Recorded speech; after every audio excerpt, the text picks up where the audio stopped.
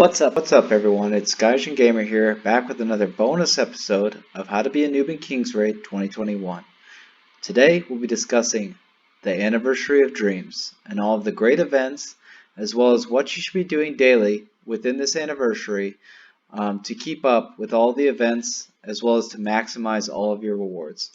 So first up, we have the event dungeon here in the middle. We'll go ahead and get into here, and in this dungeon for the Orville Foundation Day, you'll have 5 out of 5 entries here at the top. I recommend using these every day as many times as you're able to use them, as you're able to collect the currency needed to then unlock various other rewards, as well as your first 5 entries will then unlock the character Estelle. So what we'll do, I'm going to hop into this event, go ahead and auto through it, and then we'll hop out as soon as we are able to collect Estelle. Alright everyone, and as you can see, we're able to beat the 5th story mission and obtain our girl Estelle. Now, just looking over her skills, she seems very interesting, and I'm actually going to be using her in my guide, so hopefully it'll give you guys a little bit of a heads up on what she's capable of. She seems very similar to Annette, but a physical version of Annette, and that's something that seasoned raiders have been looking for a very long time. She seems like she definitely provides a lot of amp and as well as a lot of attack speed increase. So something tells me she'll probably pair up with Shay quite nicely as well. So that's awesome. Another thing that we got from the dungeon after completing the first 5 missions was 90 currency. So 90 Orville's or letters to Orville here. And now that we're only 10 off, I recommend everyone get the Soulstone ticket first. I know that I said I would discuss Soulstones later, so if you get this Soulstone ticket, you better use it on the main DPS that you also use your 5-star unique weapon ticket on as well. And what that'll do is you'll just amp up the power and give your unique weapon an additional effect based on the character that you've chosen. And I'll kind of explain this in a guide further down the road, but this is definitely an awesome item, and it's crazy that they have this in this anniversary. So I would definitely, that's what I'm going to do. And another thing is, it looks like the dungeon resets we get stamina back every 8 hours instead of 24 like the Shockman event. So that's nice to know. So make sure you're utilizing all of your entries for this, or to the best of your ability. Alright, so after that event dungeon, we have a couple other events going on. One of them being the Heroes Inn, and that would be double kinship rate for any hero that you have. Currently I'm working on Evan right now, and I've already done all 3 options here today, but the inn will allow you to get any of these heroes to the left once you start the relationship with them. The option to greet, start conversation, and send gift.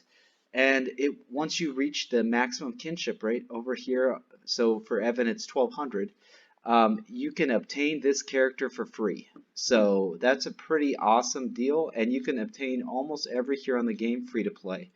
So just keep that in mind. Alright, next up we have a surprise ruby spinning event, and this is awesome. I recommend that everyone uses the starter pickup summons for this event, because it takes 50,000 rubies to maximize your rewards and obtain the 2-star unique weapon ticket, and it conveniently costs 50,000 to use every single starter pickup summons, all 20 of them. So I recommend maximizing your gear with the starter pickup summons. One thing I will mention about that though is if you're going to use the 5-star unique weapon on your main DPS, which you should, I actually don't recommend that you include your main DPS in your starter pickup summons, because of the fact that you will probably get weapons for that character, and at that point in time you'll have nothing to do with them except for grind them. So take note, and I will say that one more time. Please do not include your starter hero, your starter main DPS, in your starter pickup summons, as you will probably get additional weapons that you will not be able to use. Alrighty, so moving on, we have this League of Fortune. Now this one's pretty interesting. I went ahead and went in here just to kind of see what it's all about, if you go to the arena section over here, select arena, and then go over to League of Fortune, this is a sweet event for newer players, older players, or players of any kind or any status. What this is going to do is it's going to, once you hit the ready duel option here, it's going to give you a random team to play against, your opponent. They're all level 100 and maxed out. So I recommend, maximizing all of your tickets to the best of your ability, at least in order to get the maximum rewards every day, which I think you have to enter twice each day to then max out your event, which will be right over, hold on, I'll pull that up real quick. But yeah, there's awesome rewards. So let's see here. Here is the event for the League of Fortune.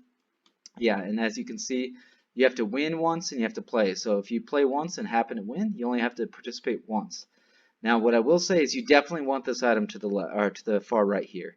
This will allow you some flexibility in your builds, and if you happen to get a character that you build and it turns out later that they get nerfed or they didn't turn out to be as good as you thought, you can then transfer all the stars from your weapon or treasure and transfer it to a new character. This is awesome, and I recommend hanging on to this long term until you really figure out what you want to do with it.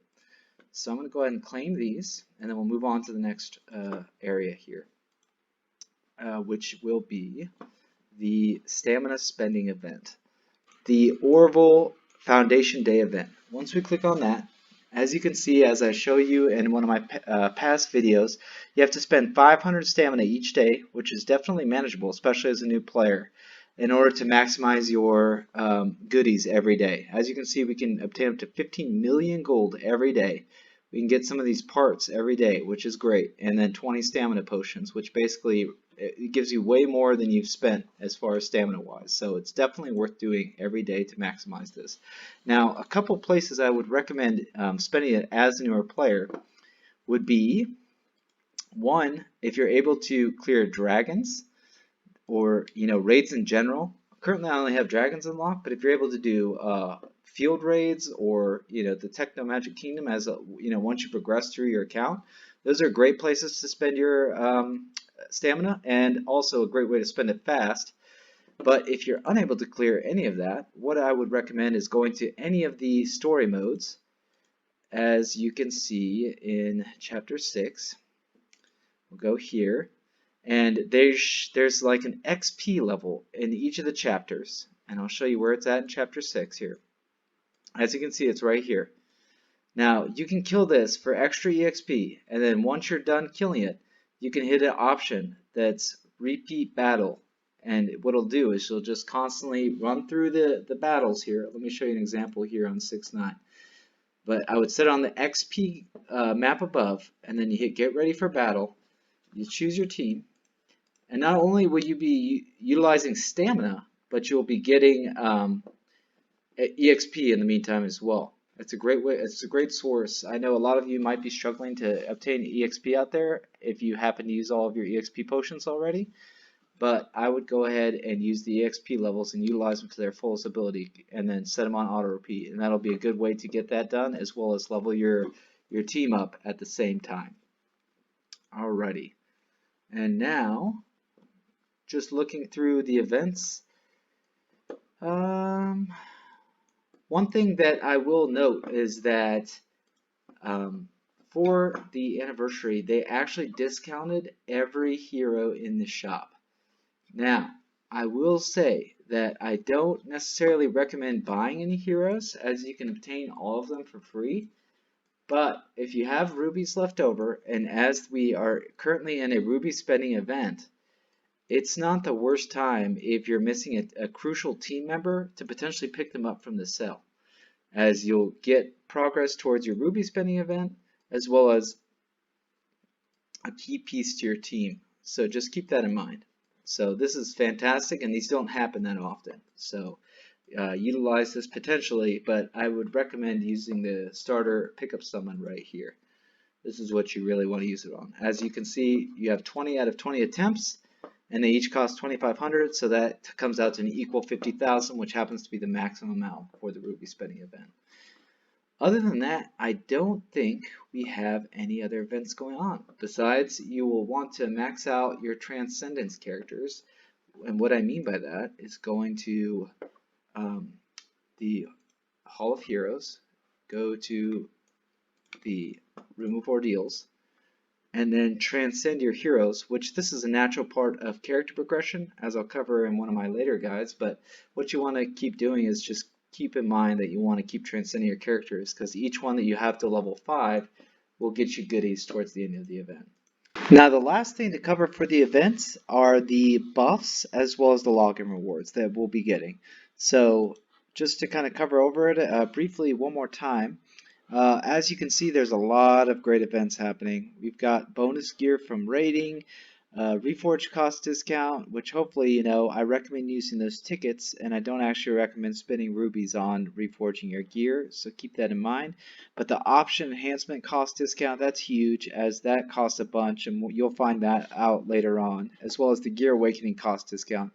Both of these will save you a lot of gold in the long run, which I'll be doing a gear guide here in the near future. Let's see, we also have the 50% discount on Transcendence, which also saves you a ton of gold. So those are fantastic for new players. And then the last thing we'll just briefly touch on is the login events. Now, these are awesome rewards. Obviously, we have the best gift we've ever been given in the entire game, and it's in history for day 1. However, the rest of the days are nothing to sleep on either. So I do recommend logging each and every day. And something tells me there'll also probably be a part 2 to this, as this only goes into 14 days, and it seems like the celebration is going 28 days long. So keep that in mind. I do foresee there being a part 2 to this, but we'll see. Anyways, I hope you guys are really enjoying the anniversary like I am so far. I hope you guys are progressing, and I hope you guys are kicking butt and taking names. Anyways, guys, I hope you guys have a wonderful anniversary. I'm GaijinGamer, signing out.